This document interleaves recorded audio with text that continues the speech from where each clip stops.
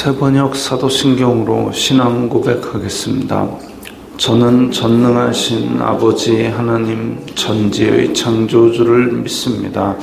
저는 그분의 유일하신 아들 우리 주 예수 그리스도를 믿습니다. 그분은 성령으로 잉태되어 동정녀 마리아에게서 나시고 본디오 빌라도에게 고난을 받아 십자가에 못 박혀 죽으시고 장사된 지 사흘 만에 죽은 자 가운데서 다시 살아나셨으며 하늘에 오르시어 전능하신 아버지 하나님 우편에 앉아 계시다가 거기로부터 살아있는 자와 죽은 자를 심판하러 오십니다. 저는 성령을 믿으며 거룩한 공교회와 성도의 교제와 죄를 용서받는 것과 몸의 부활과 영생을 믿습니다. 아멘. 거룩하신 하나님 아버지 감사합니다. 간밤에도 편히 쉬게 해주시고 새벽에 기도하는 자리에 불러주시니 감사합니다. 이 시간 저희들 마음 중심으로 주님을 경외하게 하여 주시옵소서. 예수님 이름으로 기도드리옵나이다. 아멘. 찬송가 132장입니다.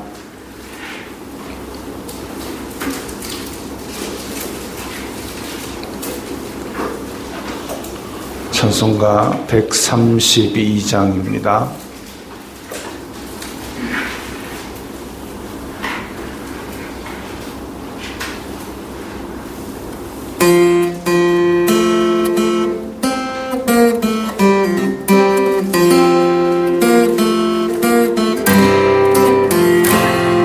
주의 영광 빛나니 할렐루야.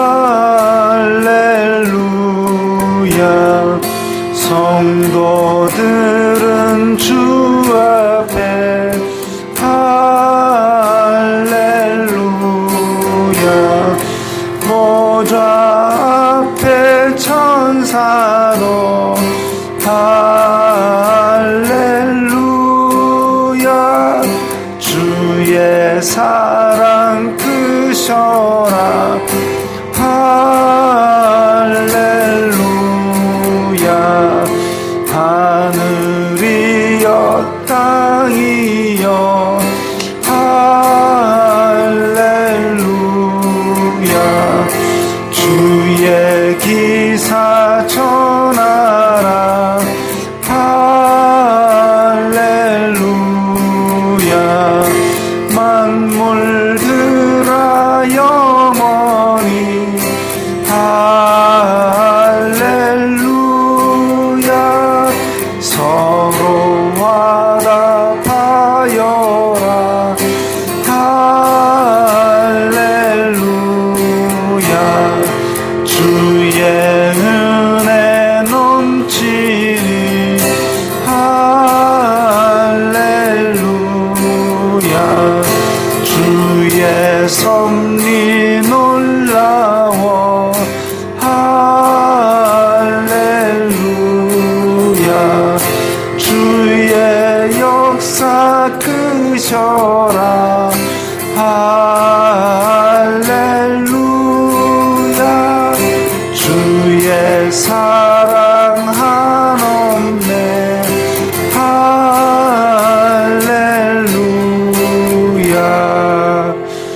아멘.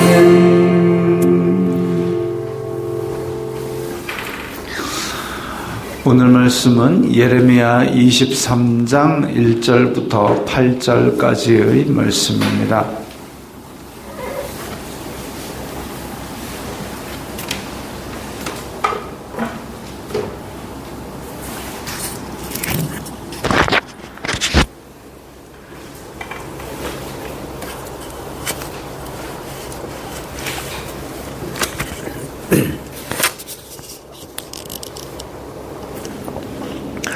예레미야 23장 1절부터 8절까지의 말씀 함께 읽겠습니다.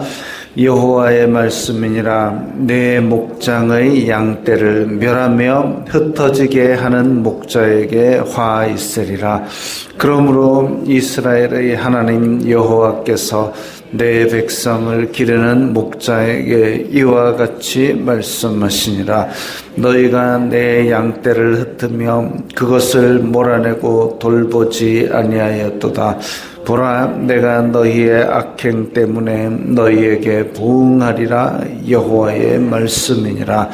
내가 내 양떼의 남은 것을 그 몰려갔던 모든 지방에서 모아 다시 그 우리로 돌아오게 하리니 그들의 생육이 번성할 것이며 내가 그들을 기르는 목자들을 그들 위에 세우리니 그들이 다시는 두려워하거나 놀라거나 잃어버리지 아니하리라.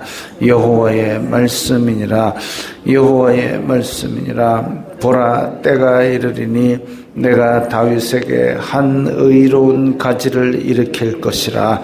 그가 왕이 되어 지혜롭게 다스리며 세상에서 정의와 공의를 행할 것이며 그의 날에 유다는 구원을 받겠고 이스라엘은 평안히 살 것이며 그의 이름은 여호와 우리의 공의라 일컬음을 받으리라. 그러므로 여호와의 말씀이니라. 보라, 날이 이르리니 그들이 다시는 이스라엘 자손을 애굽 땅에서 인도하여 내신 여호와의 사심으로 맹세하지 아니하고 이스라엘 집 자손을 북쪽 땅 그 모든 쫓겨났던 나라에서 인도하여 내신 여호와의 사심으로 맹세할 것이며 그들이 자기 땅에 살리라 하시니라. 아멘. 하나님께서 무서운 심판을 계속 선포하시면서 한편으로는 회복의 희망을 또 선포하십니다. 이건 이사야부터 말라기까지 모든 선지서들에게 공통되는 일입니다. 오늘 본문에서도 회복을 말씀하고 계신데 1절에서 여호와의 말씀이니라, 여호와의 말씀이니라라는 것은 하나의 기호입니다. 그래서 여호와의 말씀이니라 오늘도 몇 번이나 나오는데 그 말씀이니라라는 그 기호 아래에서 한 단락이 구성된다고 보시면 되겠습니다. 여호와의 말씀이니라. 내 목장의 양떼를 멸하며 흩어지게 하는 목자에게 화 있으리라. 여기서 보면 내 목장이라고 말씀하셨습니다. 이스라엘 자손들이 각자 자기 마음대로 사는 것 같지만 하나님께서 선별하여서 택한 백성이기 때문에 하나님께서 내 목장이라고 소유권을 주장하십니다. 이스라엘 자손들은 내 목장의 양떼다. 그런데 내 목장의 양떼를 맡겨놓은 목자가 있는데 그 목자가 오히려 양들을 모으고 잘 키운 것이 아니라 멸하며 흩어지게 하였다. 즉 나라의 지도자와 왕이 자기 할 일을 제대로 안 하고 양들을 학대하고 죽이는 목자였다. 이건 사꾼 목자보다 더 못됐습니다. 사꾼 목자는 자기가 받을 월급을 위해서 열심히 양을 먹이는 그런 상태인데 이건 양떼를 멸하며 흩어지게 하는 목자, 이거는 아주 사악한 목자지요. 지금 이스라엘 남유다 왕국의 마지막 왕들을 이야기합니다. 살룸, 그리고 여호아스, 여호야김, 요 네 왕들이 그야말로 왕 노릇을 제대로 하지 않고 오히려 자기 목숨 부지하기 바빠서 그리고 자기의 그 망해가는 나라 가운데서 그러니까 침몰해가는 배에서 막 남의 반지 빼가지고 지 손에 끼우고 이렇게 하는 게 제정신이 아니죠.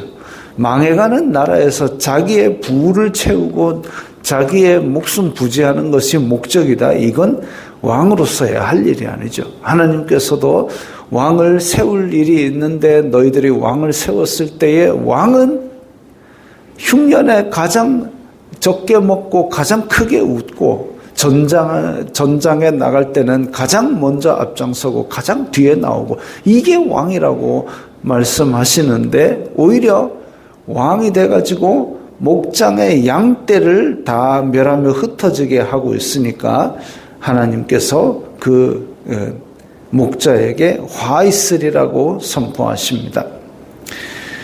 2절에 보면 양을 흩으며 몰아내고 돌보지 아니하였다. 그 악행 때문에 내가 분명히 갚아주겠다고 말씀하십니다. 그리고 그 죄 지은 목자는 하나님께서 그 죄대로 갚으시되 3절에 보면 양떼는 하나님의 양떼이기 때문에 다시 회복시키겠다. 소망을 말씀하십니다.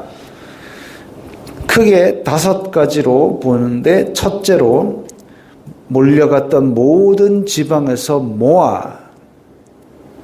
그러니까 바벨론으로 잡아가가지고 거기에서 다 뿔뿔이 흩어져가지고 바벨론의 노예 생활을 하고 주로 운하 파는 일에 동원돼가지고 왕과 귀족과 이런 사람들도 손에 물 한 번 안 묻히던 사람들도 다 땅 파고 앉아가지고 그 바벨론에서 땅 파는 일에 동원돼가지고 생판 해보지도 못했던 일을 그렇게 하고 살았던 뿔뿔이 흩어졌던 이스라엘 자손들을 다 모아 하나님께서 다 모으실 것입니다.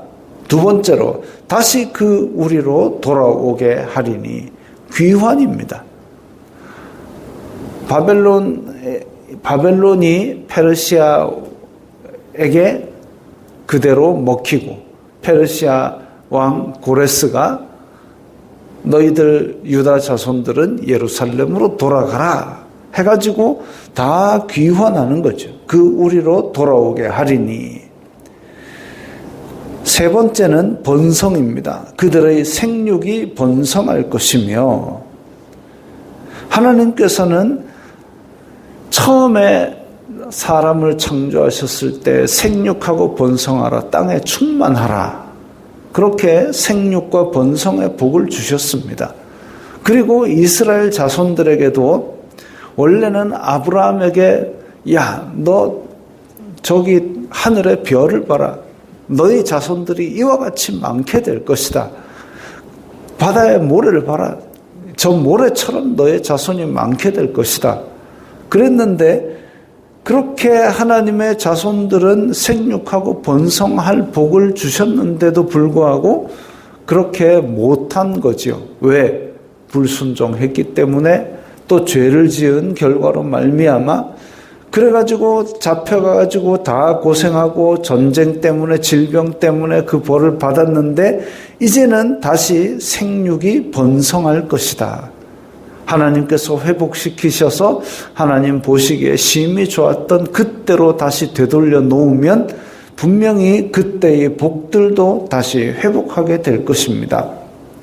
그리고 4절에 내가 그들을 기르는 목자들을 그들 위에 세우리니 하나님께서 이전에 악한 이 양떼를 멸하며 흩어지게 하는 목자 말고 이제는 제대로 된 목자를 세워주실 것입니다. 예수님께서는 나는 선한 목자다. 선한 목자다. 선한 목자는 양들을 위해서 목숨을 버린다. 그런 목자를 세워주신다고 했습니다. 그들이 다시는 두려워하거나 놀라거나 잃어버리지 아니하리라. 마지막 5번째로는 평안을 주시는 겁니다. 두려워하거나 놀라거나 잃어버리지 아니하리라. 그래서 이 새로운 하나님의 회복의 복 모아서 귀환해서 번성하고 목자가 세워지고 그리고 그 안에서 평안을 누리게 되는 것, 이런 회복의 은혜가 있는 거죠. 이게 사람의 힘으로 되는 것이 아닙니다. 사람의 힘으로 되려면 가장 강대한 나라여야 되고, 그리고 그 주변에 적들이 없어야 되고, 그런데 그 주변에 적들이 없을 수가 없죠. 유다는 가장 강대한 민족이 결코 아닙니다. 그러나 하나님께서는 평안을 주시리라. 이게 예수님께서 평화의 왕으로 오시기 때문에 그런데 아무 일이 없고 아무 적이 없어서 평안이 아닙니다. 적들이 날마다 바닷가의 파도처럼 찰랑찰랑거리고 우리 위로 닥쳐들고, 그 다음에 우리는 연약한 이 몸 그대로 있지만, 그래서 일이 없고 적이 없어서 평안한 게 아니라 일들이 많고 적들이 날마다 입 벌리고 달려들지만 우리는 그것을 두려워하지 않는, 그게 바로 평안이죠. 세상에 빼앗을 수 없는 평안, 세상이 줄 수도 없는 평안, 그걸 주시겠다는 겁니다. 여호와의 말씀이니라. 보라, 때가 이르리니 그것은 하나님께서 정하신 기한에 이루어질 것인데 내가 다윗에게 한 의로운 가지를 일으킬 것이라. 이 예언이 예수님으로 말미암아 성취된 줄 우리는 알고 있습니다. 다윗에게 한 의로운 가지를 일으킬 것이라. 다윗이 나는 하나님의 성전을 짓고 싶어요. 나는 하나님의 집, 베트, 하나님의 집을 지어드릴 거예요. 아니야, 다윗, 너는 피를 너무 많이 흘렸어. 그러나 내가 너의 아들로 말미암아 성전 짓게 해줄게. 네가 나의 집을 짓겠느냐? 내가 너의 집안을 세워주겠다 해가지고 다윗에게서 영원한 왕이 날 것을 하나님께서 약속하셨습니다. 그 언약이 사실 살룸과 여호아스와 여호야김, 여호야긴으로 이어지면서 쫄딱 망하는 것 같았지만 다윗에게 한 의로운 가지를 일으킬 것이라 다윗에게 하셨던 언약을 기억하사 꼭 그것을 이루어 주실 것이다 라는 말씀입니다. 그는 세상에서 정의와 공의를 행할 것이며 그날에 유다는 구원을 받겠고, 이게 이제 하나님의 세우실 왕 예수 그리스도께서는 정의와 공의를 행할 것이고, 유다는 하나님을 믿는 백성들은 구원을 받겠고, 이스라엘은 평안히 살 것이며 그의 이름은 여호와 우리의 공의라 일컬음을 받으리라. 우리 여호와 이레, 여호와 살롬 이런 말들이 있지 않습니까?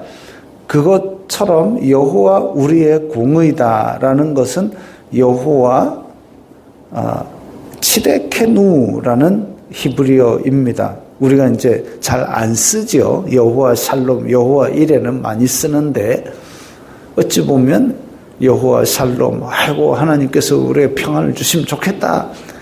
여호와 이레, 아유 다 준비해 주시면 좋겠다. 내 욕심하고 맞는 거는 잘 쓰는데 이런 건 잘 안 씁니다. 여호와 치데케누 이러면 이게 이제 공의다.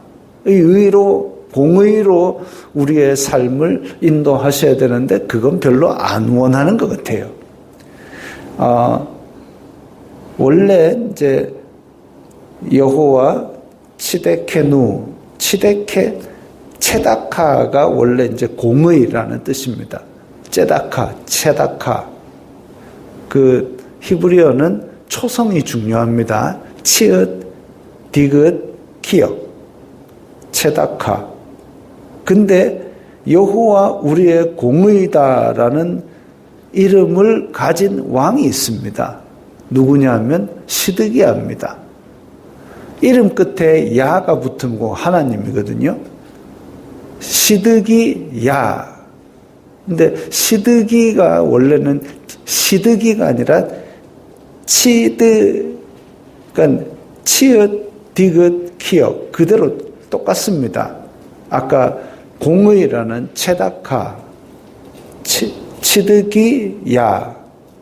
그래서 시드기야 이름 뜻이 여호와는 우리의 공의라는 말과 똑같습니다. 그런데 시드기야 왕은 앞에서 그렇게 세 왕들이 살룸은 이집트 잡혀가고 여호야긴 바벨론으로 잡혀가고 뭐 이런 와중에도 하나님의 공의를 제대로 회복하지 못하고 그야말로 이제 유다 왕국의 마지막 왕이 되어가지고 비참하게 질질 끌려가가지고 그렇게 최후를 맞이하지요. 왜? 내 목장의 양떼를 멸하며 흩어지게 하는 왕이었기 때문에. 우리나라도 그런 역사를 갖고 있지 않습니까? 고종 황제가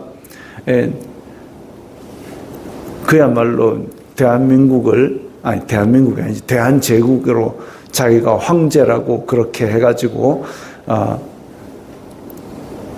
나라를 제대로 잘 지켰느냐? 그게 아니고 이제 다른 나라에게 그대로 다 먹힐 때에 내 지위와 내 먹는 것과 내 이런 것들은 다 유지해 주겠느냐? 자기의 일상의 안위를 다른 나라에게 구걸을 했습니다. 아주 비참한 역사지요. 그런 안타까운 역사와 똑같은 일이 여기 있습니다. 여호와 우리의 공의라 일컬음을 받으리라. 하나님께서 공의도 회복하실 것입니다. 시드기야는 그걸 못했지만 예수님께서는 그것을 행하여서 정의와 공의를 행하는 그런 왕이 되었죠. 7절에 보라 날이 이르리니 그들이 다시는 이스라엘 자손을 애굽 땅에서 인도하여 내신 여호와의 사심으로 맹세하지 아니하고, 그러니까 하나님의 날이 이르게 되면 이제는 앞에서도 한번 언급된 건데, 옛날에는 이집트에서 우리를 끌어내신 하나님, 이집트에서 인도하신 하나님, 그걸 계속 우려먹고 살았는데 그게 아니라 이제는 바벨론으로 끌어가셨는데 거기서 귀환하게 하신 하나님, 이제 옛날에 그 출애굽 그 하나님보다 훨씬 더 큰 일을 행하신 바벨론에서 다시 귀환하게 하신 하나님, 그 하나님을 찬송하게 될 것이라고 말씀하고 있습니다. 바벨론에서 돌아오게 된 사건은 출애굽 이상의 사건이 될 것임을 그렇게 말씀하고 있는 것이죠. 출애굽도 400년이나 그렇게 노예 생활하던 거를 누가 어떻게 끌어낼 거라고 상상이라도 했겠습니까? 노예 생활로 그냥 뼈골 깊이 노예 근성이 박혀버릴 정도의 백성인데 어느 날 아침에 하나님께서 모세를 데려다가 너 데리고 나와, 내 백성 보내라, 그 한마디로 다 데리고 나온 것처럼 이스라엘 자손들이 그 바벨론 먼 땅까지 끌려갔는데 그 전 세계를 다 다스리던 바벨론, 거기서 누가 데리고 나옵니까? 그런데 하나님께서 뜬금없이 바사왕 고레스의 마음을 움직여서 너희들 예루살렘으로 돌아가라, 그 한마디에 다 들어가는 겁니다. 그것처럼 하나님께서 하시고자 하는 그 일에 어느 거침도 없고 그냥 하시는 겁니다. 그래서 출애굽의 하나님으로 기억하던 하나님을 더 큰 일로 이제는 귀환하게 만들어서 모아서 귀환하게 하고 번성하게 하고 목자를 세우고 평안을 주시는 그 하나님으로 기억될 것이다. 분명히 하나님께서 새로운 일을 행하시고 구원을 베푸실 것입니다. 우리도 지금 이렇게 파도가 날마다 우리를 찰랑거리고 마귀가 우리를 삼키려고 소리소리 지르는 그런 시대를 살아가고 있지만 하나님께서 분명히 구원과 심판을 동시에 하실 그 예수 그리스도의 재림을 꿈꾸고 기다리고 있습니다. 우리가 사도신경에서도 고백하듯이 살아있는 자와 죽은 자를 심판하러 오십니다라고 고백한 것처럼 그 날이 우리에게는 구원의 날이고 모아 귀환하고 번성하게 하는 그 날이 될 것이고, 또한 그 날 우리의 억울하였던 것, 우리를 괴롭히는 것들에 대한 심판이 있을 것입니다. 그 날을 간절히 바라보면서 이 소망을 품고 믿음으로 잘 이겨내시기 바랍니다. 기도하겠습니다. 거룩하신 아버지 하나님 감사합니다. 저희들에게 믿음의 소망을 주시니 감사합니다. 이 땅에 사는 동안 어찌하든지 주님의 공의를 꿈꾸며 예수 그리스도를 믿는 믿음으로 이겨내게 하옵소서. 예수님 이름으로 기도드리옵나이다. 아멘.